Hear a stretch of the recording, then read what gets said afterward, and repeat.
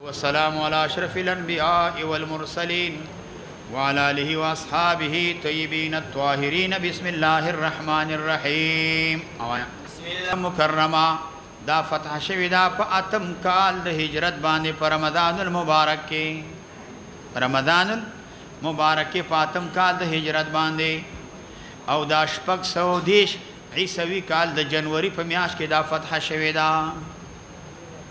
فتح شوی د دې مکی مکرمه فتح وجدا سوا چې کله د صحابه کرامو نبی رسول الله او د کافرانو مابین کې صلح حدیبی وشوا د صلح حدیبی په بنا باندې په عربو کې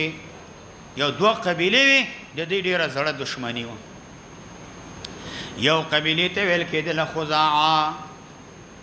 دا خزاعه قبیله د نبی رسول الله والسلام حلیف شوړه، اغی سره ملګری شوا، منگ بتا سره ملګری او په خو بده کې او د دې حریف چې کوم دی بنو بکر هغه د قریشو سره معاهده وکړه. خزاعه معاهده د نبی له سلام سره وکړه او بنو بکر هغه معاهده د قریشو سره وکړه. د دې سابقه دښمنی و، ډېر ورانه دښمنی را روانه. د اسلام په برکت باندې الله د دې د دښمنی ختم کړار څه ختم شو چې دې حلیف جوړ شو. صلح حدیبیه وشوا نو صلح حدیبیه خل مطمئن کړه تر اوس په اطمینان ده کنه. صلح وشوا لس کلو د پاره جنگ بنی. وګوره کافرانو همیشه خیانت کړي چې همیشه خیانت کړي دي. نو چې صلح وشوا خل مطمئن شو. بنو بکر ویلې چې اوس د انتقام وخت، اوس به انتقام اخلي. دی دفعتن په خزاعه قبیله باندې حمله وکړه چې وکړه رؤسا د قریش سردارانو د قریشو علی الاعلان د بنو بکر قبیله مدد وکړه. هغه وخت کې بدمعشي و، د دې دا بدمعشي صحابه و ختم کړه. وسم بدمعشي ده، ته د چا مدد نشي کولای خو کافر د خلکو مدد کوي. ته نشي کولای که فلسطین کې اسرائیلیان نشي فلسطینیان زر کسه شهیدان کی ودا دی اپ باندې توغندې وشتو دا شتګردي کړي و کاغه زر کسه شهیدانی کی دا دهشتګردي نه دا نشي ویل. دا بدمعشي صحابه او ختم کړه. هغه علی الاعلان د دې حمایت وکم. صفان ابن امیہ، حکرمه ابن ابو جهل دا د بنو بکر قبیله سره توري اوچته توري علی الاعلان مدد و. خزاعه قبیله مجبور شو غیر ال په حرم کې پناه واغست. چې حرم کې پناه واغسل بنو بکر د احترام د وجنا د دې د وینو تو یول نه دی بن شو. لیکن دلته یو سردار هغه نوفل نومیدله. نوفل سردار په حدود حرم کې د خزاعه قبیله ویني توې کړي. هغه ویل دا موقع د بیلاسته ناراضي ام دغه موقع د په حرم کې دا کسان اوجه. نبی کریم صلی الله علیه وسلم دا په مسجد کې چې عمر ابن سالم سلويخ کسانو شاسواران پاسونو باندې سوارو دا فریاد راو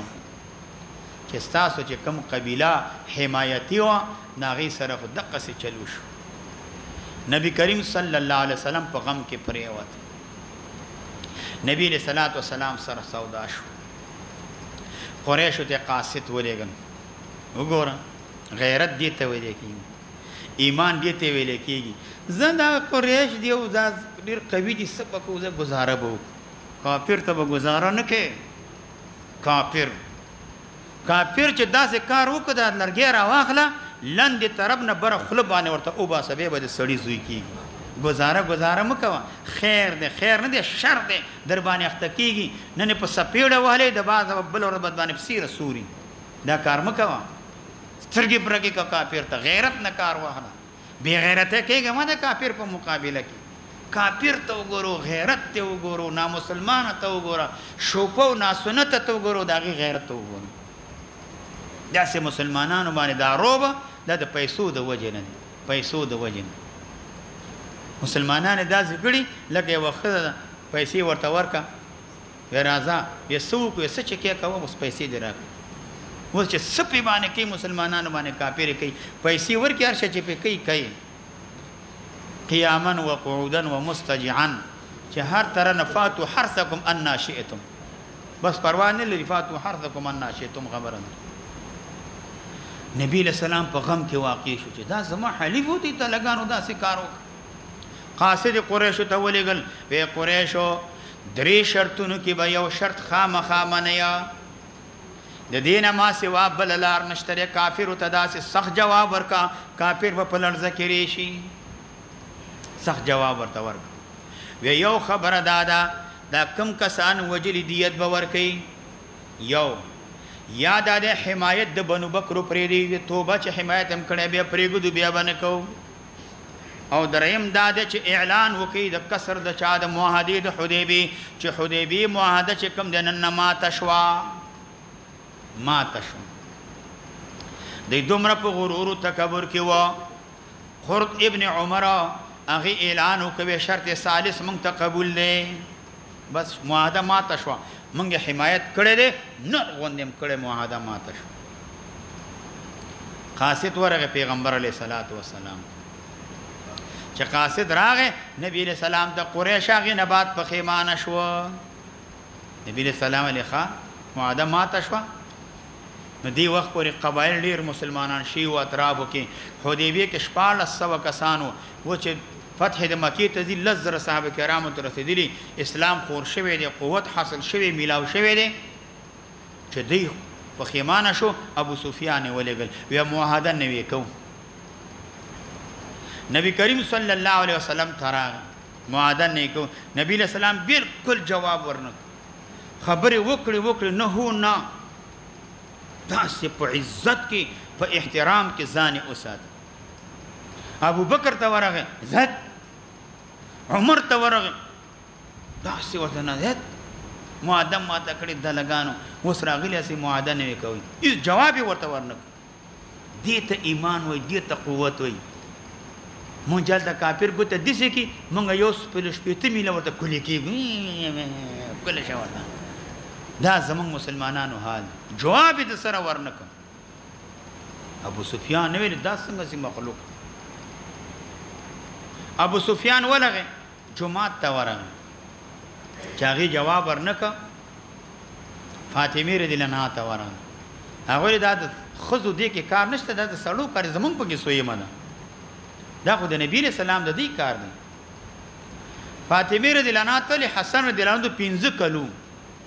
بیا کداغه حسن رضی الله عنه د قدام او وی چې معاهده نه وشو بیا زما په تسلی کېږي قوم ته بلان شم چې معاهده نه وشو هغه ول دا د نخذو کار دی نه د ماشومانو کار دی په دې کې سوې منه علي رضی الله عنه ته ورن چې څه چلو شو معاهده نه کول غواړو څوک مون سره معاهده نه وکینا علي رضی الله عنه هغه اشاره ورته وکړه لاشه جمعه ته لاشه خپل اعلان وکړه چې معاهده نه وشو جمعه ته لاشه او ال تخپل اعلان وکړه چې معاهده چې کوم دی هغه نه وشو ابو سفیان جمعه ته نه وته جمعه ته او لال ورغه جمعه ته چې نه وته نو ال تلال اعلان وکړه و معاهده نه وشو تجدید د معاهده وشو اعلان وکړه ځان سره هم د سلام مکه مکرمه ترال څه چل شو بیا معاهده نه وشو بیا څنګه نه وشو دغه څنګه جواب را نه کړ ما جمعه کې اعلان وکړ معاهده نه وشو هغه لیداري چی کړی نه معاهده ماته چې جنگ تیارې وکړ نه معاهده کله کده چې موږ مطمئن شلو دا خو هیڅ شي نشو دا خو اسم نه دی کړی نبی علیہ السلام صحابه کرام راوخته چې جنگ تیارې شروع کو جنگ تیارې وکړ نبی علیہ السلام قبایل اطرافو کې خلوه هغه راوخته هغه سره مشوره وکړه چې مشوره وکړه مخکې تیر شي واقعه د حاتب ابن ابي بلدعه رضی الله عنه دی وخت رااله هغه خط ولېګل چې نبی علیہ السلام تیارې کوي پتا سو باندې حمله نبی کریم صلی الله علیه وسلم روان شو صحابه کرام سره طرف د مدینه منوره باندې نبی رسول الله سره لزر کسان صحابه کرام دي لزر او حدیبیه ته 1400 کسان نبی کریم صلی الله علیه وسلم چې مرید حرام تراغه دا د مکه مکرمه یو منزل دلته به خلکو دمه کوله نبی له سلام او صحابه ته ویل صحابه وشپراغله تاسو ولګي شپې چې اور بلوي په دې صحرا په دې ډا کې مختلف ځایونو کې بلکې جدا جدا یو ځای کې نه یو ځای کې اور بل ځای کې اور بل ځای کې اور بل ځای کې دی ورونه دان ته بلک د پخلیو د روټۍ د پاره هر چا بلک دا ورونه چې بل شو په دې وخت کې ابو سفیان چې جنو داران نبی کریم صلی الله علیه وسلم د تحقیق لپاره حکم ابن حرام او ابو سفیان او امدارنګ چې دنو بودیل دا کسان چې دنو راغله معلومات او تحقیق لپاره چې یاره د صحابه کرام څنګه چل دي چې راغله نو حضرت عمر رضی الله تعالی عنہ هغه ولید چې ویل نبی له سلام ته ویل یا د الله پیغمبره وس داسې معلومیږي چې د کافرانو زوال لاغله وی اولی وی د دې سرداران ابو سفیان حکم ابن حرام بودیل او دارال وس موقد د سرونه نو ورته چې دا خبره وکړه عثمان رضی الله عنه هغه ویل چې نه څه ورته مو چې دې ستر راغلی عمر رضی الله عنه به ویل سره وو عثمان رضی الله عنه ورته ویل کستاد قوم قبيله سړیو نو تابع سر نو له استاد قوم قبيله خلني دي ځکه سره وو ته پریده چې پیغمبر اسلام سوی هغه ورته ویل کدما د قوم قبيله سړی ما ورته سر پرې کړی ته کافران چې دې دا راغله عباس رضی الله تعالی عنہ هغه د ابو سفیان आवाज واورید چې واورید هغه ځان سره ملګری ک نبی له سلام ته راوس عباس رضی الله عنه چې راوس ابو سفیان چې د حال وکړه نو په هغه ځای کې مسلمان شو اسلام راوړ نبی له سلام عباس رضی الله عنه ته ویل دا د قوم سردار دی مشر دی بر د غرته وچت ک صحابه کرام او ویني رو په باندې راشي د ایمان نور مضبوط شي داس کوي چې سل 200 500 صحابه کرام دی راغلي وي چې کله غرته جکړ صحابه کرام دا ورونه ولې چې د علاقه او منطقه د صحرات نه ټوله ډکه ده زړه کې نورم روب را بیا د دې نه پیغمبر اسلام حرکت چې دغه هغه شروع نبی کریم صلی الله علیه وسلم اول چې دی روانه دله نو دې کې غفار قبیله راغله هغه چې د روانه شو بیا جوهانه قبیله راغله دا ابو سفیان مرغوب کېدل بل قبیله راغله د پوجانی توري واغه ور سره دی درز غرستيږي داسې تلله ابو سفیان باندې روب راتله اخر کې پیغمبر علیه الصلاۃ والسلام د صحابه کرام سره اوتل اخر راغی عباس رضی الله عنه نبی علیہ السلام ته د الله پیغمبر دا سردار دی ابو سفیان دا په منقبت او فضیلت باندې خوشاليږي نو دې ته یو فضیلت او منقبت میلاو شي هغه له ذفت فضیلت او منقبت دا دی نبی علیہ السلام اعلان وکړ من دخل دار ابو سفیان فهو آمن ومن دخل المسجد فهو آمن ومن طرح الاسلحه فهو آمن ومن دخل الكعبه فهو آمن دا اعلان نبی علیہ السلام اسلحه وغورځوله ابو سفیان کور ته ورغه ک بیت الله ته ورغه حرم ته دا په امن باندې نبی علیہ الصلوۃ والسلام د دې نه روان شو چې تلله نو دی ورغله نبی علیہ السلام من دخل الكعبه فهو آمن ومن دخل البيت فهو آمن سوچ بیت الله ته نه وته دروازه بند کړ دام په امن کې صحابه روانو یو قطعه د کافرانو لخر قریشو دی راغله خالد بن ولید رضی الله عنه د دې حلاقه مشرود صحابه نو دې سره مقابله شروع درې صحابه کرام دی وخت شهیدان شو حضرت جابر رضی الله عنه حضرت حبیس او سلمہ ابن میلا دا درې کسان شهیدان شو هغه غشي گزارونه وکړه د شهیدان خالد رضی الله عنه په دې باندې حمله وکړه هغه و تختل دیار لس کسان کافران د جنگ په میدان کې تنه پاتې شو نبی رسول الله صلی الله علیه وسلم چې ته بدمو کو چې ته بدو نبی رسول الله علیه عاقل خټول زه خرڅ کړه مونږ د سپری خینې دي وی خیب د تبعذو التب آرام کو ورزوبا چې کوم د کافرانو د قریش متعلق قسمونه کړی نبی رسول الله صلی الله علیه وسلم الت مقام خیب کې الت دیرا واچون دیره چې واچوله نبی رسول الله مکه مکرمه ته راغی دلته 380 بوتان نبی کریم صلی الله علیه وسلم امسا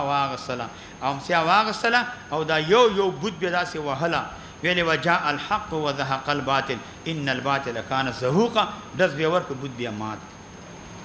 دا بوتان ټول مات چې ما ته کړ نبی رسول الله د بیت الله چابیان مطالبه وکړه د عثمان ابن طلحه سره هغه و تخت بر د بیت الله چت باندې وخته علي رضی الله عنه هغه ته حکم وکړ چې بیت الله چابیان راواخله بیت الله چابیان ته نه راواغست چې راواغستلې اے عثمان یادېږي دي چې وخت کې مې د بیت الله چابیان وختلې تا ورته ویل نه در کوم ورته یو وخت به داس زما لاس کې برې شي چابیان زما لاس سره نه کرانغلي وی بالکل راغلی نبی علیہ الصلوۃ والسلام چابیان راواغسلې پیغمبر علیہ الصلوۃ والسلام خپل لاس مبارک کې دا واغس بلال رضی الله عنه او طلحه رضی الله عنه دا د پیغمبر علیہ السلام سره نبی کریم صلی الله علیه وسلم مونږ کو پیغمبر علیہ السلام خطبه ویلي او وجیز او مختصره خطبه نبی علیہ السلام ویلي لا اله الا الله وحده وصدق عبده الله یود د خپل بنده سره فتح د مکی رښتینی و ان فتحنا لك فتحا مبینا رښتینی شو وهزم الاحزاب وعده کافرانو جماعت ته الله یواز شکست ورک چې دا وکړ نبی علیہ السلام راغی او دی بیت الله کې د صنادید د قریش دننه نه وتی وو او دننه ایثار چې سارو نبی علیہ السلام ورغه بیا ما باندې څه ګمان دي وی اخ کریم ابن اخ ک معزز ورور دي او د معزز سړي زوی دي امید لرو چې موږ سره د اکرام معاملې کې ځکه په قید کې وکنه چې صحابه ته چې یو نسی ولته شبه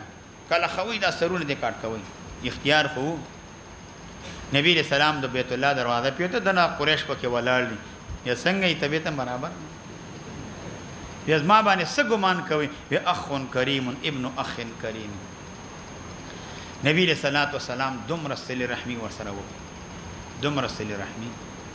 هغه خلو چې نبی علیہ السلام وطن نوي سیو هغه خلو پیغمبر اسلام په لار کې تکلیفونه جوړوله نبی علیہ السلام ته اغزی اچوله د پیغمبر اسلام سره مقابله کولی مدینه منوره ته ورپسې لاړ نبی علیہ الصلوۃ والسلام صحابه کرامو ته تکلیفونه رسوله هغه چې دنه په ژوندانه په دین اندامونه پرې کوله هغه خلو چې صحابه کرام په ورونو کې په شګو کې سملاوله هغه خلو چې ډیر صحابه کرام قاتلین نبی علیہ السلام صحابو ته مختلف ضررونه رسولي تکلیفونه رسولي مشکلات ورته پیښ کړي او صحابه کرام شهیدان کړي هغه مالونه تس نسلټ کړي هغه خلو نبی علیہ السلام ټول ته ویلي وې تاسو سره هغه معامله کوم چې یوسف علیہ السلام خپل ورونو سره کړی دا لا تسریب علیکم اليوم نن په تاسو باندې اسم ملامتیا نشته ټول ته عفو لکه څنګه چې امارت ټول ته عفو هغه قاتلین هغه خلک صحابه د اسلام دین مخې نیوله کافرانو سره ملګری وو امریکایانو سره ملګری وو د مخې امریکایان شاو کورونه لوټله مسلمانانو مالونه تراوله صحابه کرام شهیدان کړیو اسلامی نظام داغي مخې نیوله د اسلام د دین مقابله کوله د جهاد نه منکر وو د کافرانو ملګرتیا کوله د مسلمانانو ملګرتیا نه کوله خو به اعلان دا وشو چې لا تسریب علیکم اليوم مانزه وخراغ بلال رضی الله عنه چې دنو اذان نبی رسول الله د صفا په مقام باندې صحابه کرامو نه بیعت چې دنه واغسته سلیم راتله زنانه هندا چې د حمزه رضی الله عنه هنه وستوا دا غي زړه وستوا غم راغله نبی رسول الله کې دومره صلی رحمی وا چې هغه راغله نو هغه چې بیا د کم خبرې وکړي د نبی رسول الله په مخ کې نبی رسول الله به ورته عفو